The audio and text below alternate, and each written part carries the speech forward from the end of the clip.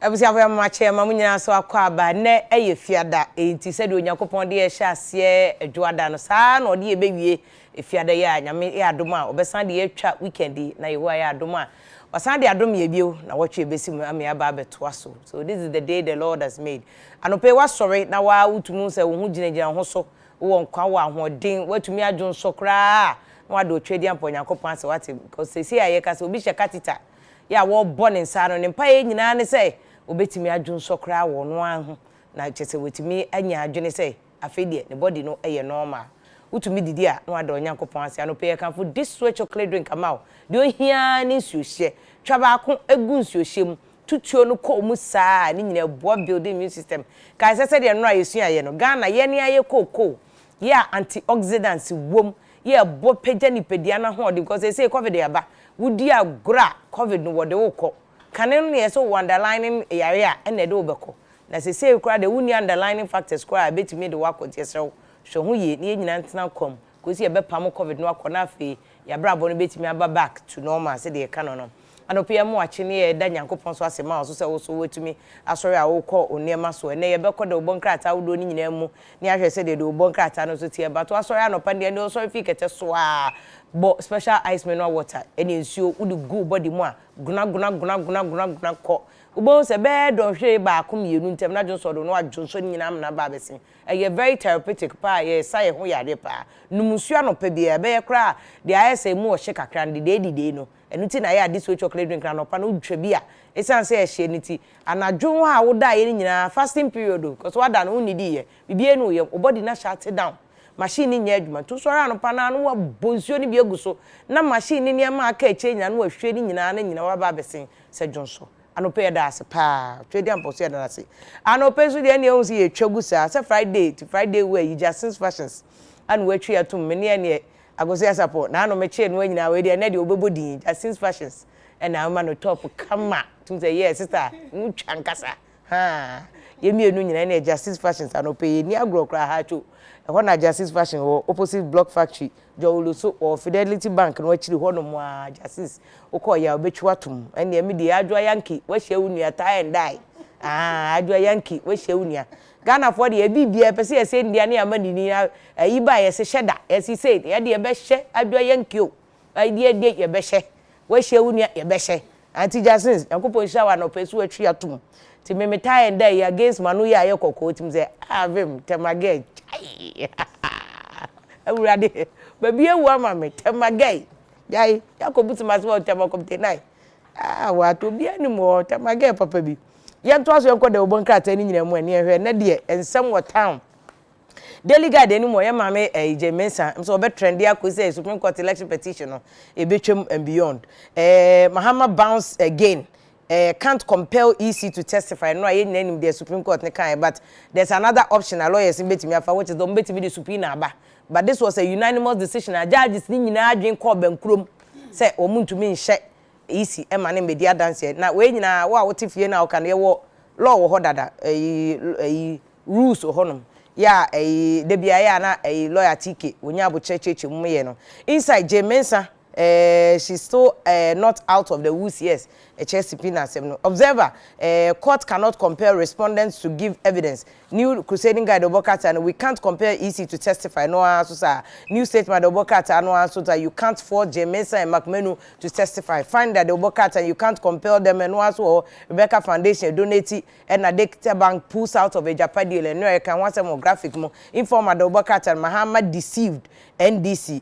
ICE 2024 presidential race will be near Canada, and despite the worker and so anymore, Defense Minister Nitiwu declares accommodation is a big problem facing the military. A dia baby a soldier for do muti beto no. Daily guide the worker and Mjema Mije Mensanwa Chachujikata NFA Onunya Bossman or more crat and so anymore. You must have no that Nitiwu move and also publish at the worker and Jemensa sell our trendy a Herald the worker and fire baptism for Godfrey Dami Chemensa Bonsu any Ambrose Derry Ombeko appointment committee in any mende say Godfrey Dami do one man for 1 million but bra swag what being so Godfrey Dami Menya sure so benya problem bia. Ghanaian Times Obokata no ongoing election petition we can't compel EC and also honor na president promotes officers in other prison service no promoting penifoni baby chronicle any monum.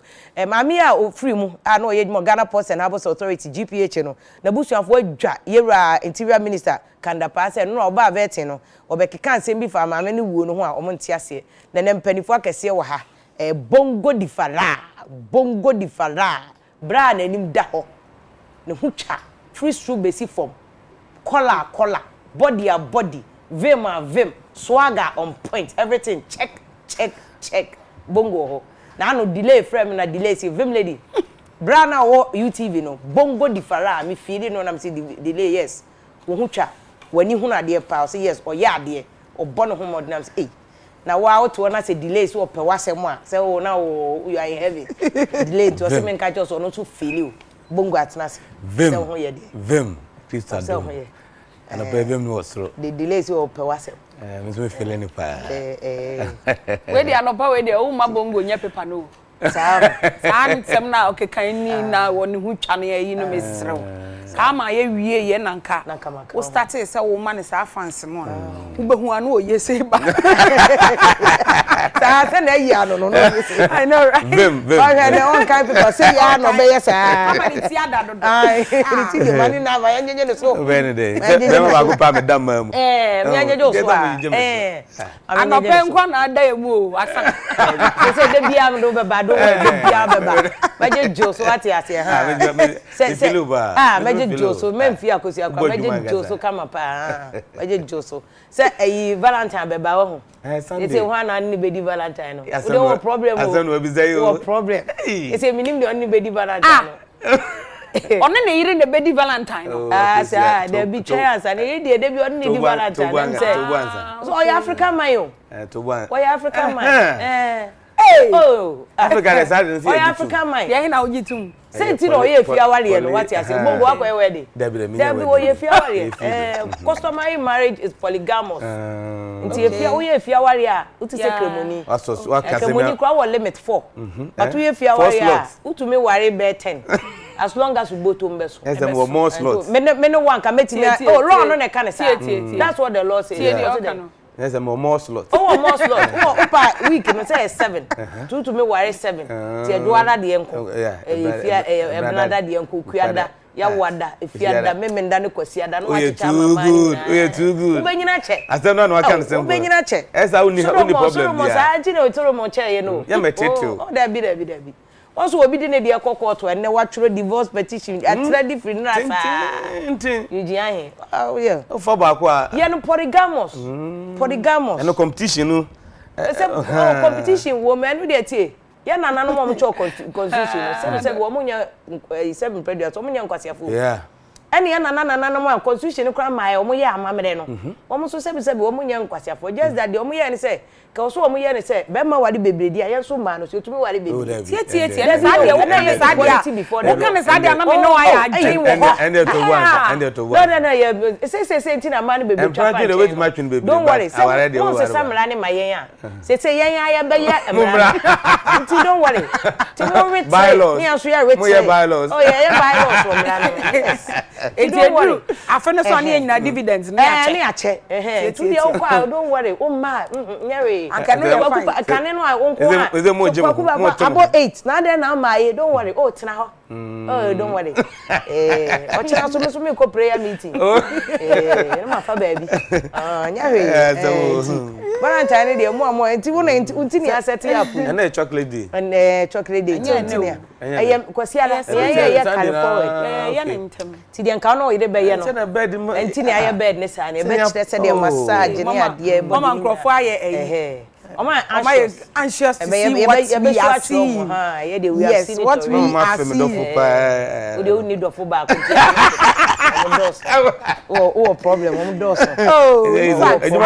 I'm just enjoying it. I said, oh yeah.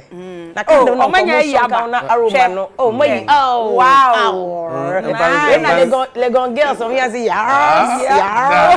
yes uni wa what be you see can you am say the two one no I'm feeling eba na skia na uyi skanita you be na say wo chiro na yire do kokko to say divorce ya no a twani na wo na no Tony lita na ndie ba yo ene use so na ndie da mama no munya botre ati na ka ware mienu miensa na enum gwase de mfata obia nti ade bi wo no ma ho ye ka ne dem a better chese e be ka na abonte hwe mu akwase ne man so doors no man se ma doors ne na da bia nya problem ende nya problem pa cho mama fa me yes si asem we ya waka che ko nya wo de be ya o da ya boy pa cho nya problem o be ho acha juma na ni be ye yakopon wasma wona bo nipa no osu ye timi dodo okro nim wonim obi ade de American de o ma say oti ase me ye nyankopon adwuma ma no unse ye kro ma say adam man doors say mema o che Ghana population ma the world population Emma ye 51%. Emma ye 49. Nti ye che 1:1 o ma ka na. Wasuma. Eye mo na etu ho ache me tu me ho ache. There be one suma. Obi am per sacrifice. There ye kan paper en ne here. Ye ko paper. Da ma ne de no. Okay. Mama no. Okay. Mama mutim de ye ni nyina ma mu ye kura mu hu. Ye no mbebo bra mu nya iska no ma ko fast small girls. Eno ni asem no. Enye nti na say mu ya de bo ba betra ho a nti just do cha da ma ye ko e be che bibie mu some so ya mo ka ensure this way cry ye be chem special ice ye be chem too she na ye de e good we mo so mo ka Supreme Court na ko hia mu da Supreme Court sa rulings na mo de ba ye fa wari ja me si fia wari ye ko gu no Supreme Court e ma ne ye mo so mo ka ho divorce ye awa form mo ka ho and style so fraba eya mu nsua bi style ben oh style na oh style na mo wi bia mama fu dua no kwase yetem ho mo wi bia no mafu adoa mo tumi nya hwe to de bia wan round kwa mo tumi performance nko yi kwa yetem ho o da ho tu bro no wo ya no asam na ya no to asam na ya black eya mu nsua style for fraba style ho efofro dada ya we ya asenuam ya we ya balance de ba kwasi adan ene ye behwe obesha da kwa ka che ne so okọ adwuma ye o duty so kwasi ada oni adwuma ye bia wa ha se ene ne aka no kwasi ada wo bongo ni adwuma bia so da man adwuma bia kwasi ada onya adwuma duty obo fra no papa ni duty ene a young girl si style so mbe yihu nyagro mo so da mo da na mada na asenu mu nko a da bi kire oba no kire no utumi kire no bible kura se benku ayi ye no I ready so besua kire no o si yenye ni sei ufra adwuma ba na pese na mabre o na me de mabre na mabre na mabre so ko antisa na so oba no oni ba oni hwe no oto ne de ana se wode beyi no aju sika oba no so de oni ne bo ideas eno asofo bi kan me o ware oba me nware body no ware oba wonyansa nim di obema progressive ideas a obeko wanim nti oba de enye no ne na body de se o nya de gravity be che no na mema ekura na ne mu ni 30 kura no mafu do yi Munyam case 5, munyam 6 months. A man kwa dey say e boy humodi na mama gba hu hwe dey say to sister jina so pa. Unzu jina so ba. Na say nyina ye ni agro twa ko say. Obi ani agro hwe. Ye mama wan ko yo money. E na ye sa na o mani no. Aye say na o mani abre. Yes onu ma pio no na say afi odi be 40 bibi na say aban jini tua o dress kra na kwa so ko pe boy boni a wadi ni ti wo so guess no track na for track ka say wo yes so no do swag na won say fie wo mo se ye mo life ye nsiesie ye ho e mai fiti ase so mu sie o mu siesie ho pe e na so sorry na wa ye say complaints sa feel threatened so bongo kan o pe pa mi en ko to ke kan de ye dey say mu sua styles your style dey nyina na ye besua don't worry okay Ausia for the one cat out do yensa kan no pay yewuramu na yenko Ghanaian Times ofa Ghanaian Times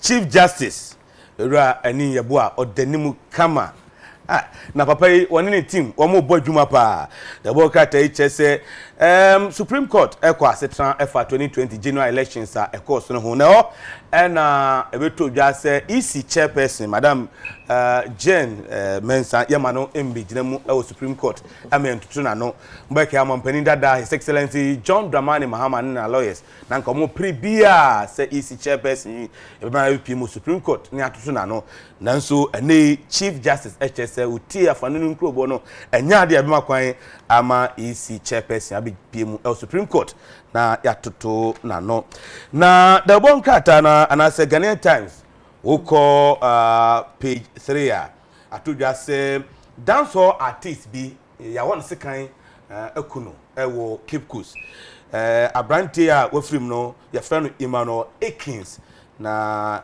entia no chese onya 24 years mentum wansi bi eba oni na damfo a ya friend no Bright Ellis Entemo ewo Orange Beach Resort no Bacano Beach Cape Coast na mentum wansi no na nadamfo yi sikan knife bi or the war ne boso war ne minim abrante no nso ye nkopiem ya sabia no watwa nananom ewo ense do na asem no akopiem wo court ewo Cape Coast empenfo akotranse omchese womtoto Benjamin Bright Ellis anono nsema o kano ase ensheda ento asum in the court asan amanibre se onko na onsan emra bimu eno ne nsema etodwa Ghanaian Times krata no ede ababonte Abusia for me fa daily graphic de ubo krata eno na me de eba na daily graphic ma me mfa krata fa etosu edumiensa ase ase wode mfonyini bi abeto ase ya mpanimfo akuku dam omo wo omaimu asofo mpanimfo womo na yede omo mfonyini abaha na me asem yi anope ya ye ba ya ye kenkan no kriu no obi e kasa sa eye hefa kire yen na migidi se won so ope asem kratie enie was a National Coalition for Proper Human Sexual Rights and Family Values. Wamo stressam penimfo ayifo no homosexuals gay for no. Yes wamo wo office no wamo wo office wo Tesano emuha Tesano area muha. Ene yesi wamo office wo ha. Na empenimfo na press conference omo ne sentrofo ahia womo se womo sre IGP womo sre mampanyin womo sre parliament se womo nhwe na sa office na nene kine ya ye close ne down ye ntum esan se Ghana ha se ye nyintum se oba ne bema oba ene oba betimi womo mienu betimi ada bema ne bema ebetimi afa womo ho womo se ye nyintum sa afa emra hye badwafo nso womo hwe na omo nsi ginaye na omo nya bibima enkyere se ampagana ye nya ya adwen se yepe na se ye hwe ya mamre ne ya mane ye som ahodo a ye som wo manmu a emma ye ho kwan se oba ene oba betimi wo ma fa omo ho na bema ne bema enso atimi afa omo ho ama na ye yie na empanimfo a wo mu epie ye ewo dwumadie na se no wo mu din na edidi suoyin was a press conference national president ya wada Catholic Bishops Conference Most Reverend Philip na me no ho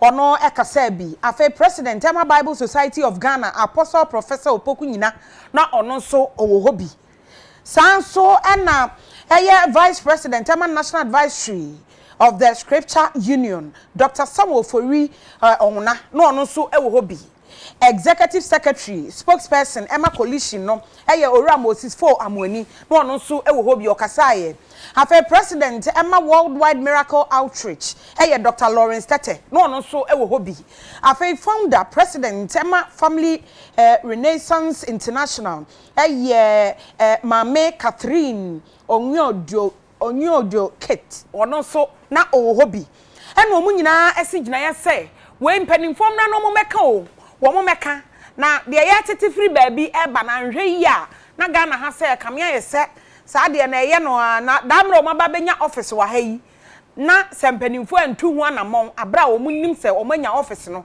ye se ye no ye open secret obi anim me ye misa me nko a ye etia na enim baabi a office no wo enti wo mo sere sempanimfo nhwe na wo mo close ne down oba pa ye nko ahoma no se ne opani no enchichi nkomo wo mo wa branch ba ko bi oda wo mo ano director LGBT plus Alex Kofi Donko ene do ma no office mom de o mo se ni tesa no wo ashoma ho na wo paper no kra na o chiro santi ono menim se paper na chiro sa but o mo se office no rather no ashoma ho no mo ko bi ano ashoma ho na wo Say Ghana so constitution guarantee freedom of association.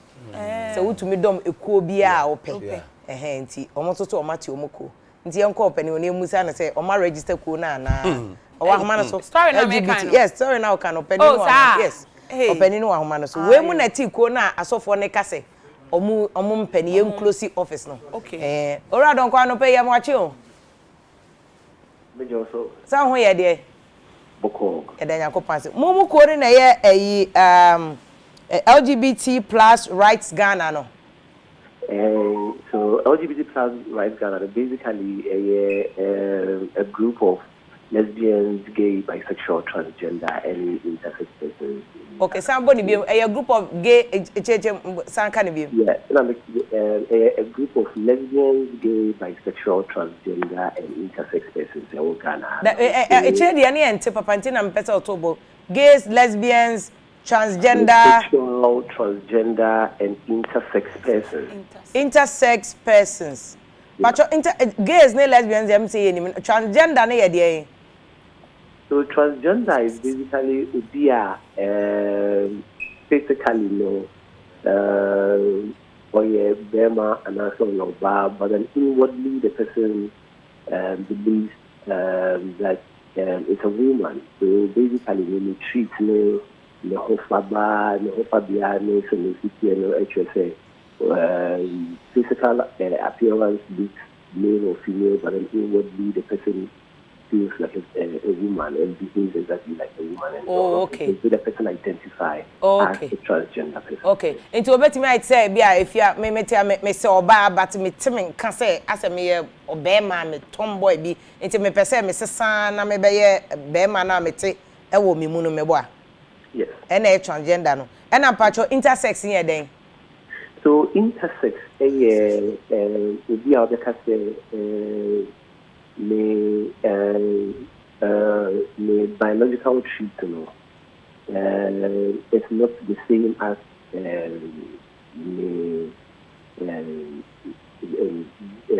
physical appearance. For instance, to be between our both the masculine and then the feminine chromosomes. So, for instance, somebody is if anything have two genitals or in terms of body appearance, or a man, so the person has if anything or bad tendencies. Breast and yes. So okay. Such a person is termed as an intersex person. Okay. And I'm patcho bisexual and also see a So bisexual also will be who has sexual attraction for both women and men. And oye bema, she said bongo tie opa or sample ne yonko bema so kan. Yes. And oye no bisexual no. Yeah. And I'm patcho ba ku bi kan wa ya mo kan, mo say plus na mo de kan queer ne ade no so queer ne chesen. So queer a umbrella term for the community. Basically somebody who identifies as an LGBTQ person, or an LGBT person can also identify as a queer person. Queer simply means being different. Oh, okay. Okay. Enti eno na mate wo Ghana ha no ho. Yes. Na ma register no wo Registrar General say under Company Act na say bona fide recognized organization ana. So we are in the process of doing that. Okay. Enti office bi ase ma akọ bie no mpacho office ben a no first and foremost ma akọ bie office bi. Yes, so we did a fundraising and then also an opening night. So let me mention that we are a series of activities and series of events. And this was actually one of the events that we were holding, a fundraising and opening night. And that is how come we have this event, and after the event, we see our images and then our, whatever transpired at the opening and the fundraising night on our social media page, just like every other organization or every other group does for themselves. It's your office, mon crofo no betimi aba ho ne ade me hu some of my pictures be online. Na mucha ahoma mucha tape bi mu amudi bie office me no a Yes, so in Americano, so it's basically a safe space for ourselves where I having our everyday conversations and as a community to also grow and then just be ourselves. So basically, it was a space for just ourselves to have conversations, talk about issues that affect us as a community and how best we can resolve them and all. Okay, what's a safe place? Safe place, as I say, you know, you take Ghana, Hana, you kobano, you ko jom, you ko jumia, mon feel safe wo. Yeah, Ghana for one can in Muntina Mako be officer or the umber feel safe, Nana. No, that's not the case. So because it be a safe space, it means that is a place where one can actually be and talk about issues that affect them, or even just be themselves in that place. But then also, a lot of times, anytime the issue about LGBT is mentioned, these issues are sensationalized and then put in a place where they actually subject the community to harm and then violence and then hate. And this is what has been happening all this our country, Mohan. Like Ibisani earlier, with the issue about sex and sexuality, you should ask yourself that how many times do you even see somebody come out to have sex in public or anything? These are issues that happen in the privacy of people's bedrooms, which are private matters. And yet, we are in a country where a lot of times these issues, a Barbon thing, to the extent that people take issues into their own hands to actually harm LGBT persons and beat people. So you should ask yourself, how does the relationship between two consenting adults in the privacy of their rooms affect anyone or anything in this country? This is the question that we should be asking ourselves all the time. And why should we as a country be concentrating on people's private lives in the privacy of their rooms? Okay. So, and then they put you now on for instance, so we can say, you can imagine that within a few seconds, you will have people attacking the person and beating the person up. Why? That is also because people, especially people from the religious sectors, have sensationalized issues that are supposed to be private issues between two consenting adults. Yeah, but almost some more can say. For example, the public to see. There's a story I can't say. I think about why you be free.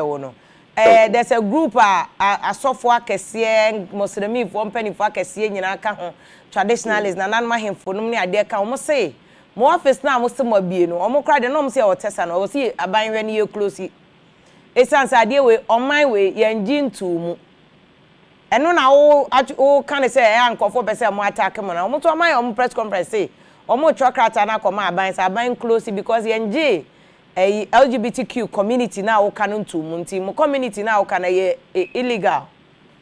Okay, so first of all, like I said, LGBT person, just like every other Ghanaian, owns and have equal rights just as every other Ghanaian. In this country, we have the right to freedom of association, we have the right to privacy and all of that. And I mean, initially, you should ask yourself that how does the relationship between two consenting adults affect even the religious people or the people we are talking about and all of that? How does it affect them? How does it affect the economy? Okay. How does it affect anything in this country? Yeah, but almost say illegal. And you say affect you almost say the illegal. Yeah, and I mean because say how does me as a person, as a Ghanaian born in this country, become an illegal person? Dabio, Mpachonya, omunka say wo ye illegal na say individual be illegal. Almost say the act now more yen say o say o sexual preference intersex or bisexual or lesbian or gay no no ye illegal until my mama so the sexual relationship between two consenting adults in the privacy of their rooms is what this term as illegal. In any case, do cameras or how that, like that's what I was asking earlier, how does it affect anything or anyone? But say say laws or Ghana had my friends so Ghana a criminal law anymore. Obi kofa ni nua incest a criminal. Obi fa obi echia there's in the criminal act me obi be a friend sodomy a criminal who ye wo demo. But as long as law no so say we incest so fa nua because more moja ba community also dey be a preferences say wo pe nua no but incest and the law will criminalize it oba be che wo dem o just say we That is where omono they are coming from. Say omo chokrata na koma president say because of the illegal nature of the mo yeniti no yen close mu office no. Okay, so like I said earlier, the office is not for a sexual relationship. No, Okay. first of all, you can clarify that. Okay. It is not a place where people have this sex or anything. Okay. Like I said earlier, it is a space where we sit down, we talk about issues that affect us as a community and how best we can resolve it. So first of all, I can clarify. No? So now the other idea about what two consenting adults do in the private sector. That's what I say. It doesn't matter whether it's a gay person or a bisexual or a straight person. When it comes to sex and sexual acts between two people in the privacy of their rooms, so like I'm saying, it will be unfortunate for people to concentrate and put their efforts into issues that are private between two consenting adults. So, in as much as that is going on, I think that we should concentrate more on the issues that affect us as a people, the issues that affect us as a country, the violence that goes on, the against women, against children, rape culture, the hate, the abuses that people are going through. Religious groups, that affect us as a country. The bad roads, the facilities that cannot even accommodate us as a people, whether schools or hospital and all of this. And so I think as a country, that is what we need to focus on, and not the relationship between two consenting adults. Okay, my 2 points na say ba Opa say mpanifo na omo complain omo condemn mo de no ebe ya nko omo mfa omo adwini mom ni omo hoden no enka akwan mo ne e ma ye bo omo ene basabasa esi ohia ne ade eno na omo exactly, these are issues no that affect it. Yes, because the relationship between two consenting adults, okay, and it doesn't affect anyone. It doesn't affect the economy. It doesn't affect anything. Mo doesn't affect the economy in Tinko or Mondrin or Monomia, the bear affect Ghana for in general. And when it comes to church, even the churches and the religious places, there are so many abuses that goes on in all of these areas. Okay. And yet they turn a blind eye on it just so because they can give the LGBT community out for Ghanaians to sensationalize so that they can turn a blind eye on the very things that affect us as a community and as a people. Okay. Let's look at the countries. When you pick the religious and circles, look at the number of abuses that goes on, and yet we turn a blind eye on it and want to talk about the relationship between two consenting adults. Okay. I think that we are fighting the wrong course. We should rather focus. If religious people want to talk about morality and all of that, they should first of all start or talk about it from their very place, because we see and we know all the time the abuses that go on from all of these religious circles, okay, and yet we don't talk about it. Okay, so Mr. Donko, I know I'm a can not does and I brofoning sorry. Mr. Unsa me koti bibi ma wo criminal act him say Ghana nankasa ye wo law wo hodada nti ebetimi ambasa mo ye ade wo mo dem but once me can incest me use incest example no ma I say two consenting adults said okay nipa amienu o madi 16 years age na law ne de ma to consent to a sexual act 16 years mo betimi atena mo dem no akase mo ye mo ade mo ana mo ajatum se mo ye but law ne say incest unu nu akoda ye incest untumi no ma me koda untumi no papa koda the law will catch you. How about the morality in film? The law aspect of it said, in a Kwabisono, sodomy is in the law. Yansesa law, Nidia. Monsumumba, Bontin Becanche, Ghana government say, Uncle Sesa law. No. So, as far as law, Netiasiano, Ufa will be a chia, a sodomy, a criminal. Ukofa will be a unia, a mojafra, a incest, a criminal. So be near Oba so koda Oba de any law nim but Bema de no law nim a sodomy fan a chair exactly Matuas here, but let's also look at the history behind this law. Okay. So this law hereby it is a British colonial law that existed during the British era, time and colonized Ghana. No. It's when they brought this law. And this law was adapted around that time after independence, and they adapted law. So there hasn't been any changes in those laws. Even the British law, currently in their country, they have repealed all of those laws. there are still countries, Angola, even as of yesterday, almost repealing a law, this very law now, that British for Adekye. So there are so many African countries that, and not just African, even in India and other parts, where the British colonizer only saw laws we move a call. But today, only with the laws, and it is rather infringing harm and causing so much harm and giving people the basis to actually harm and hurt people and hate people. And the only use our laws in our team. And a country like Ghana, now, we are no exception. Okay. Ghana is a treaty to all these international bodies. And as part of their efforts, this law needs to be repealed. Okay. And yet, it's not a one day. It is a process that is going to take place. Okay. And that is how, like I'm saying, these are times where we need to look at all of these things and be able. So I do agree and understand that currently, in our criminal code, there is a law like that, but there is also the repealing of those laws, because it doesn't serve any good to any a country or population. So it's being repealed. And that is the effort that I think Ghana also needs to look at and then be able to repeal such laws, such that it doesn't give people the grounds to harm and hate other people. Harm, they say, Obi Babomo because Obi a gay and not lesbian. They are also say a law ni mudada criminal law ni mudada so ntumi ko boy assault ntumi ko bobi and then so if it goes on and I'm say and also you're criminal so the law doesn't say just because the law is against sodomy the law is saying kobo obi there be and also you're criminal also and a lot of times these are actually incited by a lot of times religious people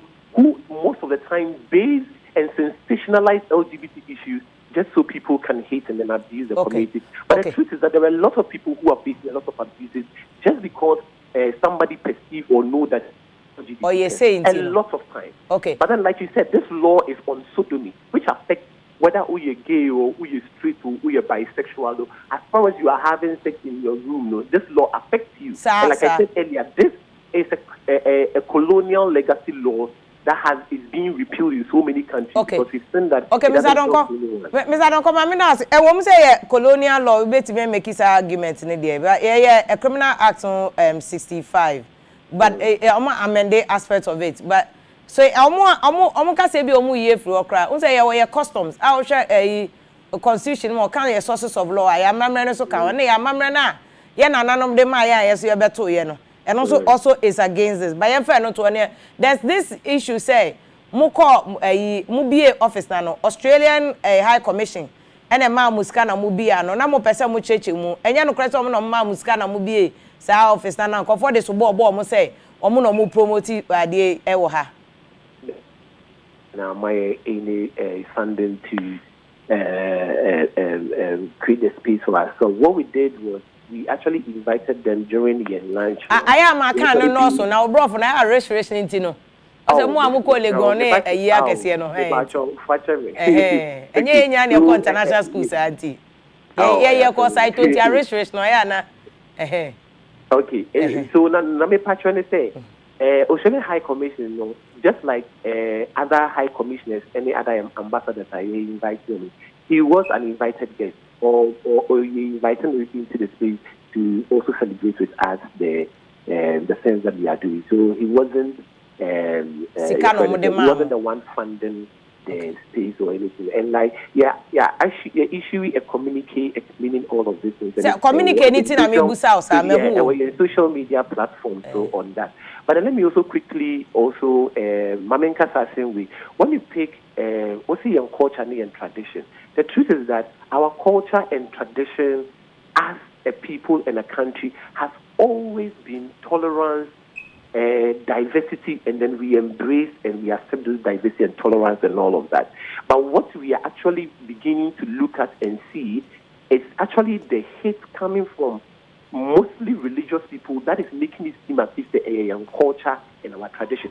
Hate and then rhetoric are not our culture and tradition, so we should always make that distinction. Even religious groups now, even religion was not our culture or our tradition, but we have come to adapt it and make it a part of us.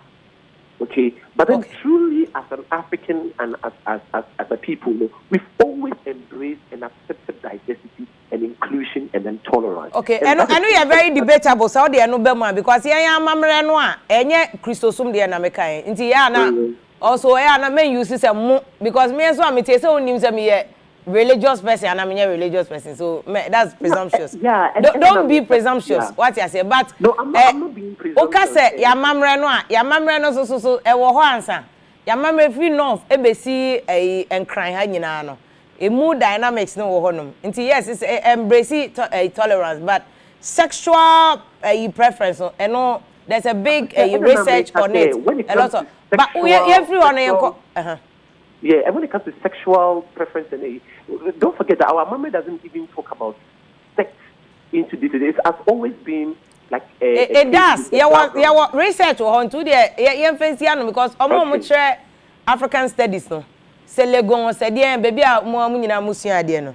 There's enough data e wo mu anko fire research I'm tracing it back to he said it. And there's research on your culture and about sex and then the diversity and then the inclusion as an African people. Yes, I do agree. Into the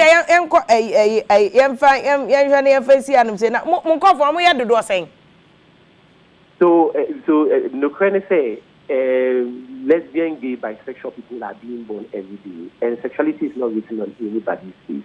Like you're gay and now we see. So when it comes to issues about sexuality, it is always the individual who knows their sexuality. So but me patch so more identify with more association e bia o ma betro mu de o ma e bi mo per help because ma say e bi mo so they are struggling e bi mo per counseling e bi ni ade a o mo maybe am identify more as more members and be saying. Yes, so currently, if people want to actually find our group, it's also on our social media pages at LGBT Rights Ghana, across all social media pages. You will see. But in terms of numbers, currently as a group, our membership group is like sitting around 500, if I'm not mistaken. 500 plus. Yeah. Okay. Accra now. Our current membership group. Okay. But patro mo members na be spread across Ghana na Accra and about 500 plus no. Yeah, so like our name mentioned, it's LGBT Rights Ghana, so it's not just limited to Accra. Patro Mantio. If I say like our name mentioned, LGBT Rights Ghana, so it's not limited to Accra. Accra, it's spread across. Okay. My name say be a regional breakdown, but won't say yes. Who need regional breakdown? Okay. Me patron, who say yes, start here and come on. You can say gay, lesbian, transgender, intersex, bisexual, queer. Now, one kasa only a kasa no. Which one do you prescribe or subscribe to and identify with? I identify as a gay man. Okay. But just before Obekono, as a gay man said you identify gay nature say homosexual said you Ghana for your motaka no meboa. Okay. O feel safe wa ha. O feel safe. Ana bi enu tin na mo statement by say bia moyam hyehye mo samo na moyam hyehye mo ana bisa. O feel safe. Because na me kan no if you see kra me kujina abonte bi akokase and I will be crap and say, or you gay. I can assure you within the next second, the number of people who will gather to laugh and beat and abuse me within that second, or somebody just accusing me of being gay. It's like that high, and it's as a result of some of the rhetoric that is being spewed by these Christian groups and other individuals who are always talking about LGBT and sensationalizing LGBT. Yo, Mr. Donko, and come but it's also intriguing for me. Me minimum comfort bebra or more other orientation. If we want my two call conferences, meetings, you see people more, but me knew beyond bad that's very, very close. I'm interested to know, say, okay, say if you identify as a gay man, what do you do? Because say me wo kroma oni me na ma uti se me nua be market wa wati ase me no me nua uti se me nua but so ka so ye gay amoye den. Okay. And am ko dem amoye den. Okay, so Akosia, a gay man is somebody who sorry if you are sorry. I'm sorry. If you are a gay man, is an individual who is sexually, romantically, and physically attracted to a person of the same sex. Pacho chire mu bra I account mu na menti ase. Me say me twi na bit na bo am na. So obi a okaso, obi a oye gay no is obi a how do I do it? Like sexually, romantically, and physically attracted to a person of the same. Na kono ba. Ono so pene yonko bema. Ana because sexual ane dey obeka na akono.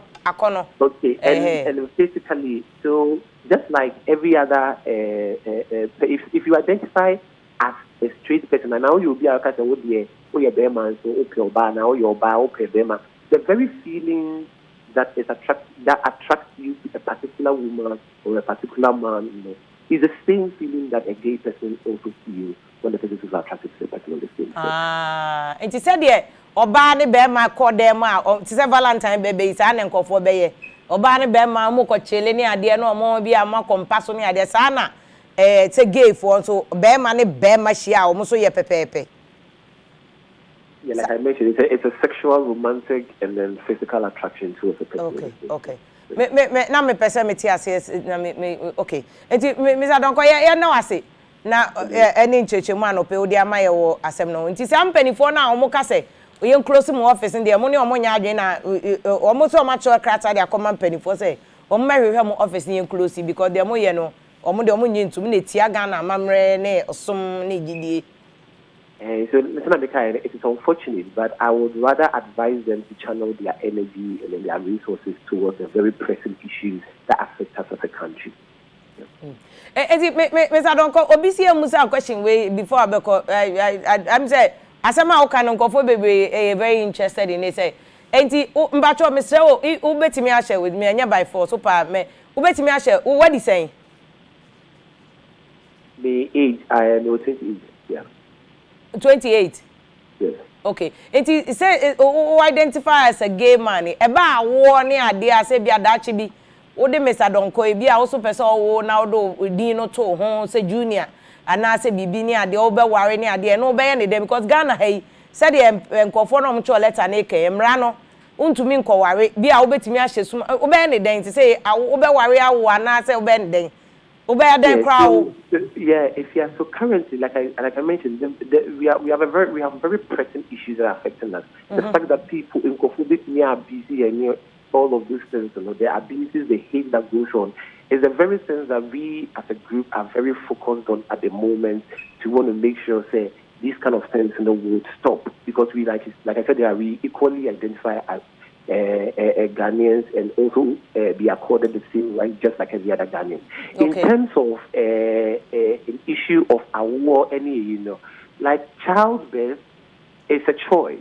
Okay. One chooses to want to give birth or not to give birth. It shouldn't be. It is not a must or an imposition that everybody has to give birth. And it's true. In any case, if one wants to give birth, we are in the 21st century. There are so many methods to which one can give birth. It's not by just having sexual intercourse alone. So that is also something that I want. Okay. It is who as a personal person, meaning say at your age, what decided this and now you later on you think about it. So like I said, so childbirth is a choice, and so when I do make that choice, and I think it's a personal choice that I will have to decide for myself. Okay. I know. Until I'm going to say whether you have gotten to the point where you have made that choice or later on that will come. I haven't made that. Okay. Mr. Don't come. I mean, I say no place when you have to answer questions. Ni na my head say no paper. Let's make that say na me that was only with here for you. Thank you very much. Yeah, that's it, baby. You know, abema Donko ne teninka Alex Kofi Donko na ye executive director ma LGBT community no house. So omo feel safe. Ye omo ye Ghana for omo ye nipa ye wo omo boso me nkono said ye wo bia no. Nti said ye na ya che wo ye gay ni abebo ni e proud ni ade nyina no say ye mra aye betimi abo omo so ho ban because say de oye woni dem de ono ane business but obi ni oba beda na oda woni dem na ye no ane business ade na omo ono say o identify so ye gay ni no e wo say ye bebo no ne ade nti omo say mpanifo na omo ne omo kono e be ya anko omo fa sa ahode na nkoka Ghana ka akwan ensuo ka ne ekom ohia ekum kofo omo fa no nkoye no nti na ye ne Very akosi I now kan sa story anything. My dear. Why di? My dear. My dear na ga me say maje ka na me te. Oh yeah. Hey. Then I attract e ko nyonku be ma. The be no chire mu no. I see he is romantically attracted to another man. See, who about you? I be least who no for esan wo echinyam what I say. I no be ma be attract o. What I say. Now onyonku be ma gase. Ono to say no so na attract no. Ono so no kind no say ono identify as a gay man. Nti ono so na attract. 500 plus. Also omo 500 plus. Eno yo omo mpa. Eno ye da bi omo omo be tro omo din. Omo nkofo bebre omo ntro omo din. So bi onipa no wo ne dem. Ana o ka se bi mu suro. To bi won mo suro nti on tro ni din kra. Chese Nti omo amu suro ni nyina abeka ho. Se na so mu ja tete na eja hwani. Da bi nti o se omo ma oyenye nsakaye wo mra ni na beebi a. O se sa law na America no kra no. Eye abrofo na de sa law ni ma mo kra abrofo ma sesa law no. Ti ke yan so sesa se de bo mo so betimi anya kokudu abakrom. Ah o ye na dia. Si e wa ha sisi e. Na bongo ti he. O se hwan kra boa mama no. Randy.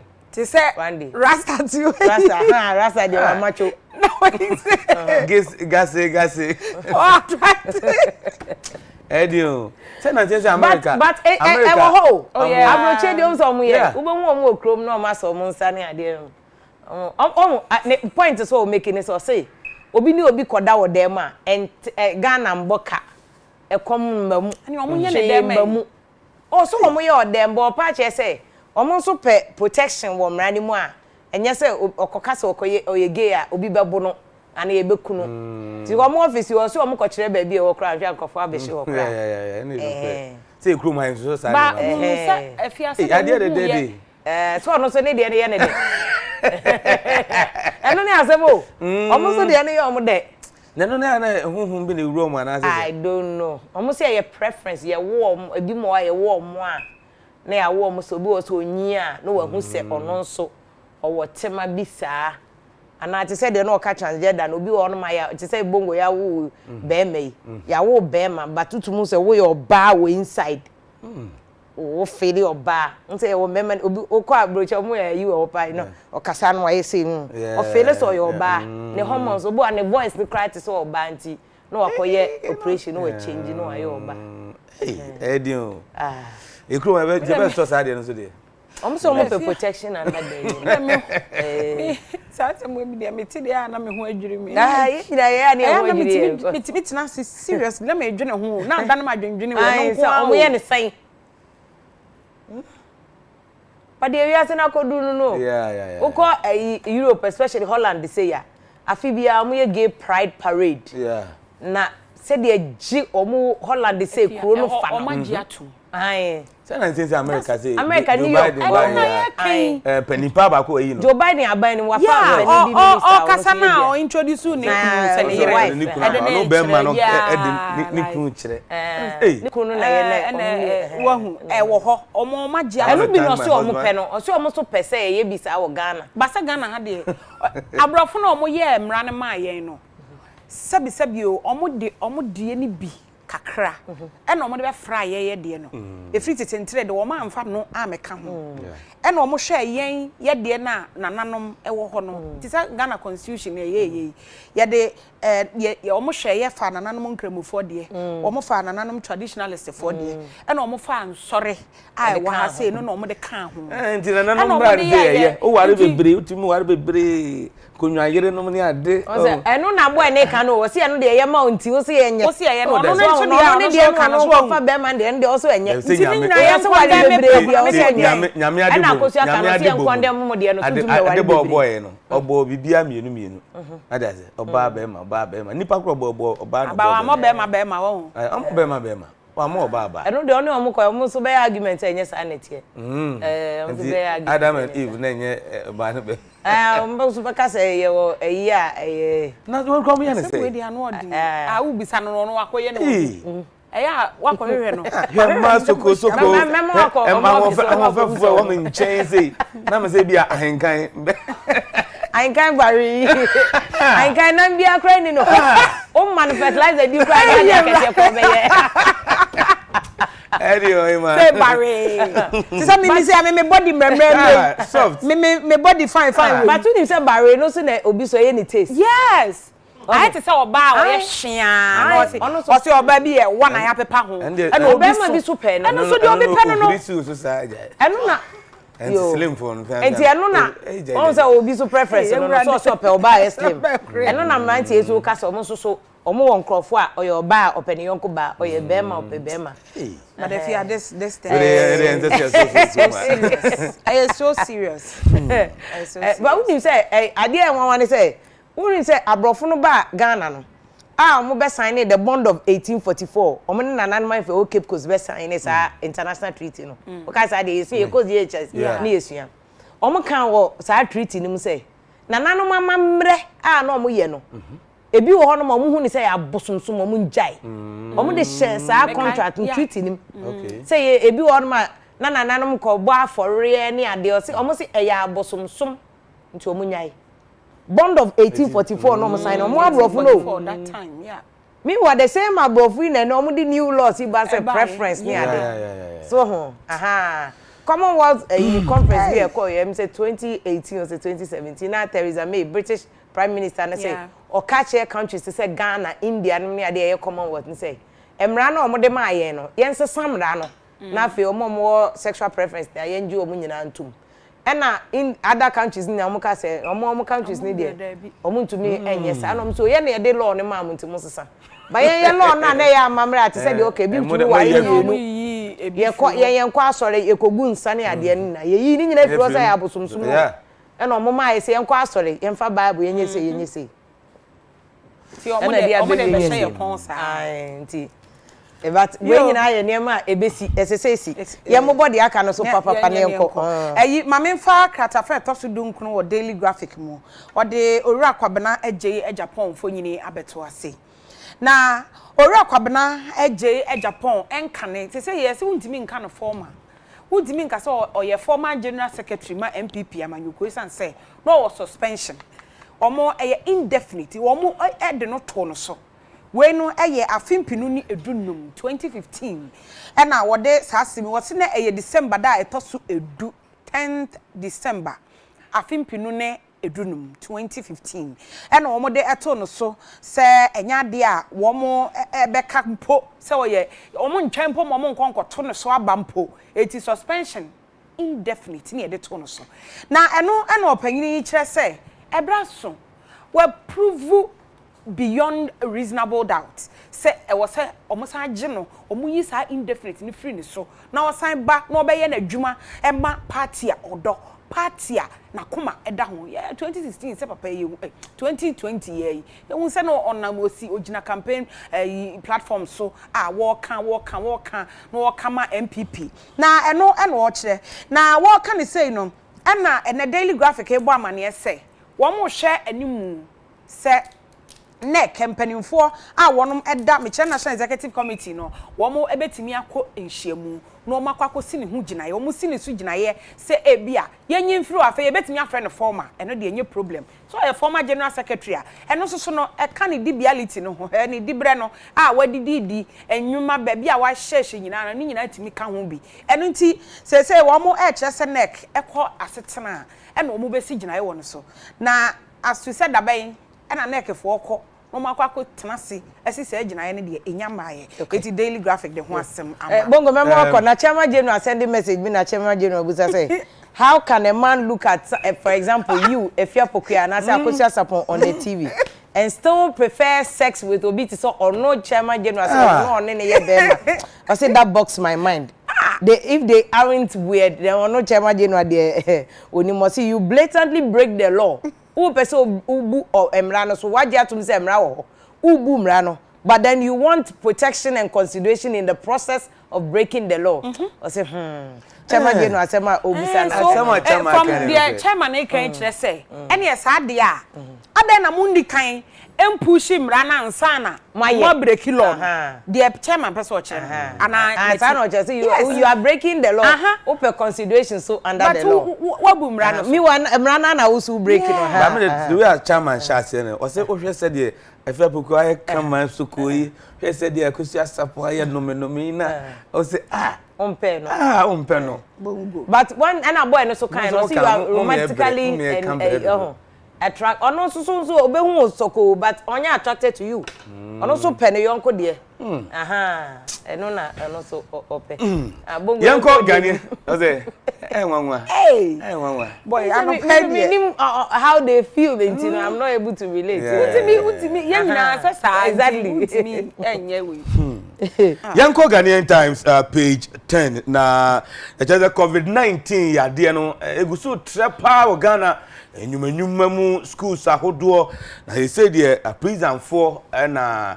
yare no he say yesi ewura report chese okọ North East regional na regu prison no e chese a prison for be se du ye yom test no miensa enanya COVID-19 yade no ebi na DCOP Moses Kofi Ali wono deputy North East regional police commander na de sansem we atu edwa but the same way na atu dwa wo bra na Zoom lion ekwe disinfection exercise wo police stations ahodo a wo North East region tutum say yade no eguso trepa Ghanaian Times na oko page 14 so atodwa chese akwada bia wanya mfie yonya akwada kra 19 years wanyi yede no akoto afiase emfie num court ahyese emfa no to afiase emfie num wanya mfie edunkro na echese okowi ade kotokum eyekuro bi a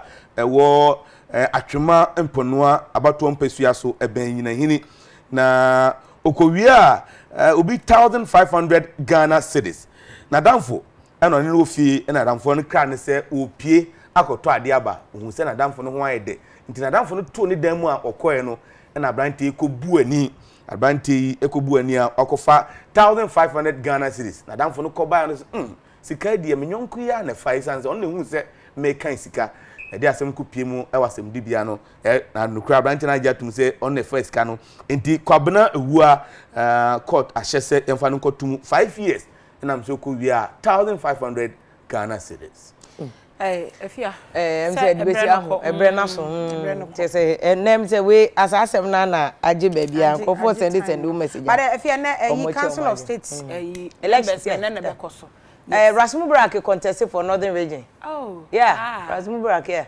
Oh, okay. Contested, or say an inclusive government, also be ad no Jim na show mine share. Itimens and so. Itimens also contested Greater Accra. Yeah. Okay. Oh, okay. Okay. Inti omo ye ready. Omo HSN ne omo ebe ye nti nkrofo hwe ni mu na ye behu se de besi akọ.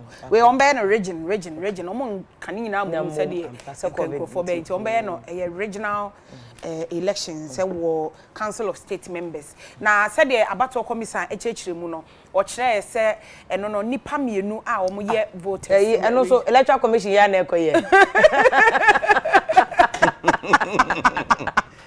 ezia na nyo ma electoral commission ya eno ayi na mashada parliament makuo mi abato okra electoral commission parliament de na ekoso nya electoral commission omo a nti omo a na ekoye omo a omo a na be omo a na be any choice omo a na omo yes constitution am omo say to me no nti to me nya hwe omo na dey adaka no bae ballot boxes ni ade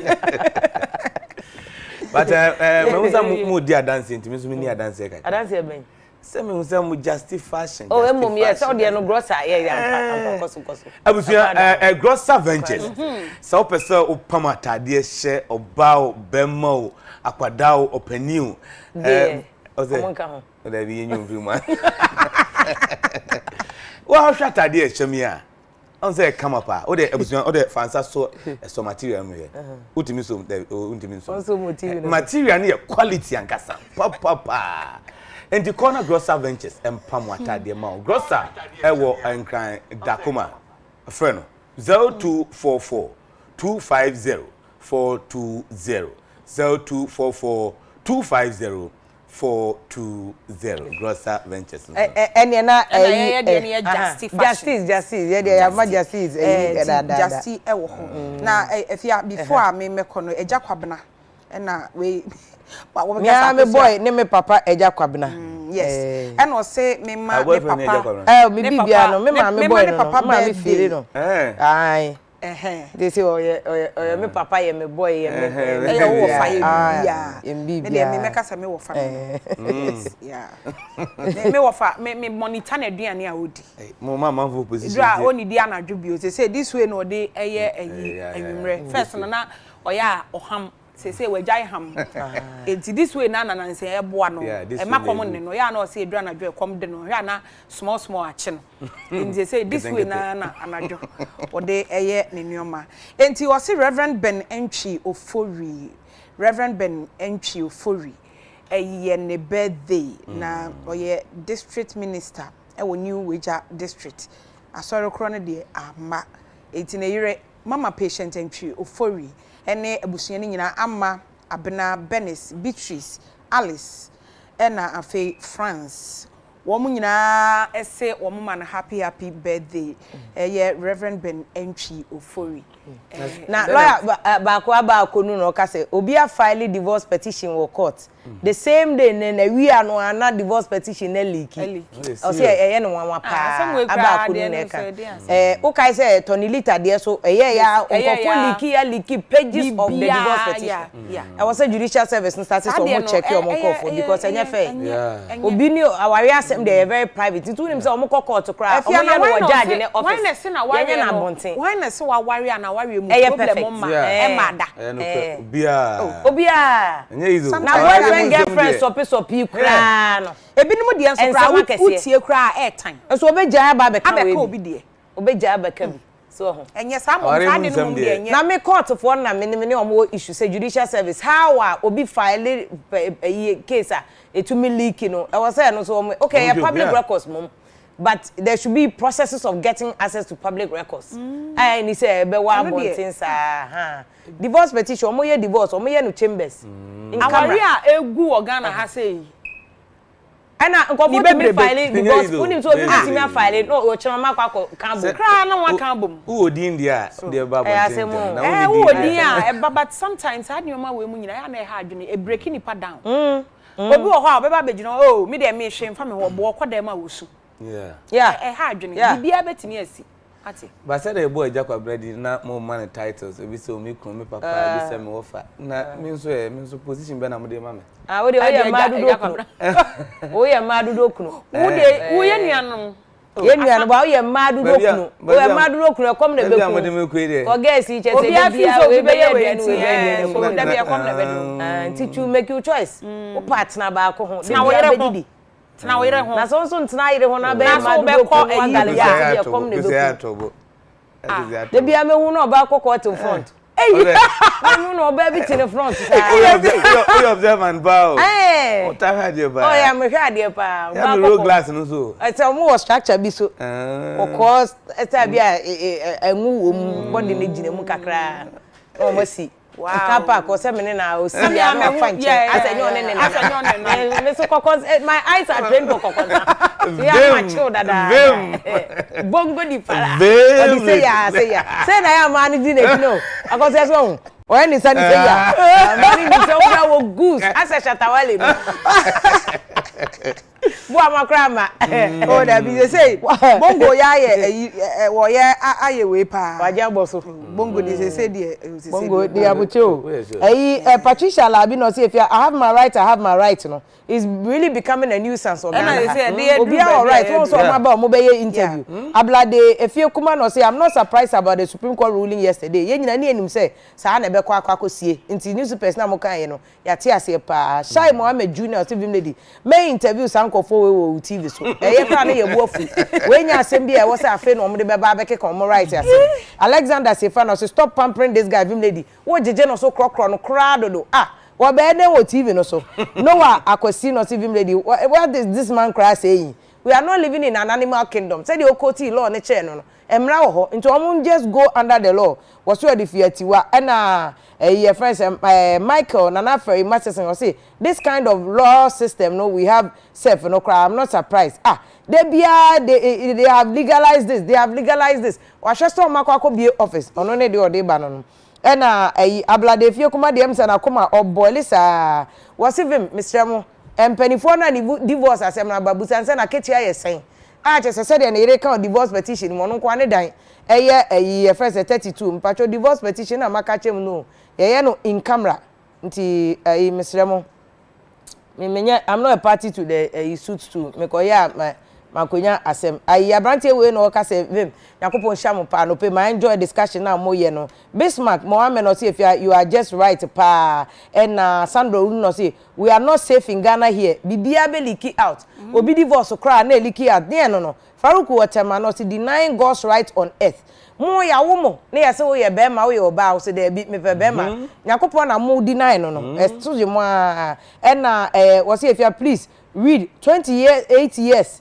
waba ana waba abegina TV so say ma kwan ma wo de wo ye gay o se nya enya ehunu ne mobo pa na we have to come together and deliver this boy from the yina owo ase no Faruku no say we cannot deny the God given right ye wo enti ebe ya asamrante no so hwe na wo mo nkɔhwe na de nyakopon aka no na wo ma ne nya adwuma NS appear Kwame was say if you please read first mayi no mame what let them come together. We will be there also to pray spiritually and deliver them from a bond no mo no because any omania bibi na di omachi e na ema omko akoye sa na ye omania enke ye nyina no ye cry enke ada ablade kuma sa send message be Bismarck uso sa send message Bonti Benjamin say happy birthday Nkoma Deputy Director General NL Limita yaw amwakohine befi na Kwabena Lashes say UTV why are you showing my question. Where is boss yakon? Enchu boss yakon olive. We leave. Patrick Kujoje was in fact Vim you shouldn't allow these people cry to come on air and make candy or mope. The obeka nyina yentie and Nana Kwabena Subontin or so he's telling us that arm robbers so bad yemo omunko be office because omunko got right. And someone metal Adekye feel no say this guy doesn't know what he's talking about. Or ma and what kind of nonsense the person watching on TV no so no. Daniel Abuajiwa no say one gospel musician is also in it. Very very close to power. Ye be 10 years. Omunyina omo pe right at the ebesi no. Kofi no say greetings and come a special one. My sister Vim lady enjoy and then come on pa. But for we are Nicholas no say this guy is not serious la. Asema o kakra wontumi nka ono akasa kra onyi nita ade na oye no kwa right enso so abegina honom ena Alberta Apedo Twasam say good morning Vim lady ya femo pa NS Chumbe man say are you trying to tell us to give right to armed robbers and drug dealers and everybody just because omo no ma ena emo omo so take ba na Bismarck Usuma kan with the wisdom kwame ma wonna no say madam why are you giving this man opportunity to explain himself you need feel line so kra me enye free. In Katia Francis, the Ghana Police Service should issue warrant for arrest of armed robbers group. Yeah, more office. No more some case or more right na. Busa Branti no emame. Answer Eric say BNI phone track papa we pa wo phone so. 8-year-old young man.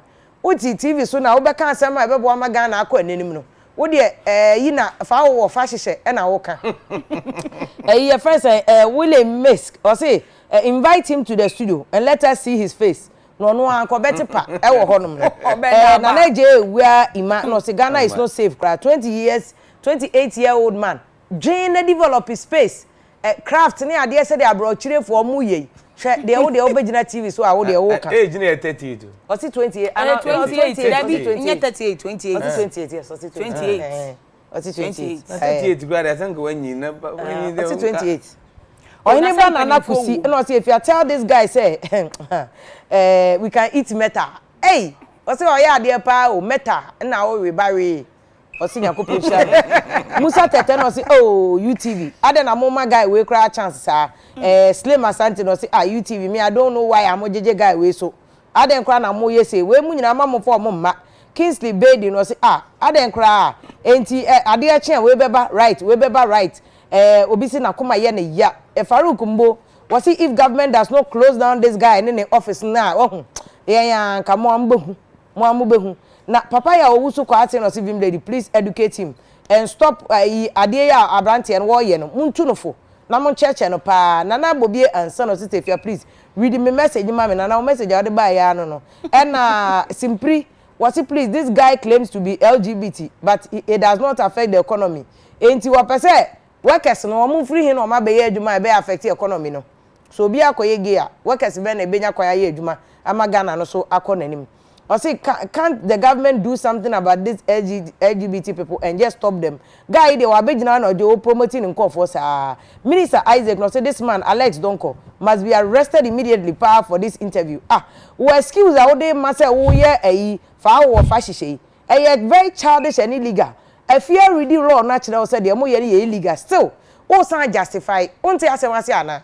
ono so na dey odi aba no Felix Dombari o si abanti we Felix Nyaboche wate Abubakar said because say avim na dey so ka ho ana ade na ojeje abrante so we be straight there avim dey be we straight line we super straight me call line so cry Eugene Tipsy was if you ade ball wa today boy no interview no be no kwa me kuma ye me ya o kan law na che no cry won ti ase say o person o che say ni say then o pa che no Derrick Kojo Ajimano to stop these people on air yeah stop him me interview no cry bio then and Mohammed Sariju Dean was it we will deal with this guy I don't know yes sir Mohammed Jano law no and be deal with him the law is clear the law na me quote ya channel clear and your friends Usain Idris was good morning vim lady don't even encourage these LGBT people and don't push for constitution to be changed in their favor if not America cry and once Trump cries so almost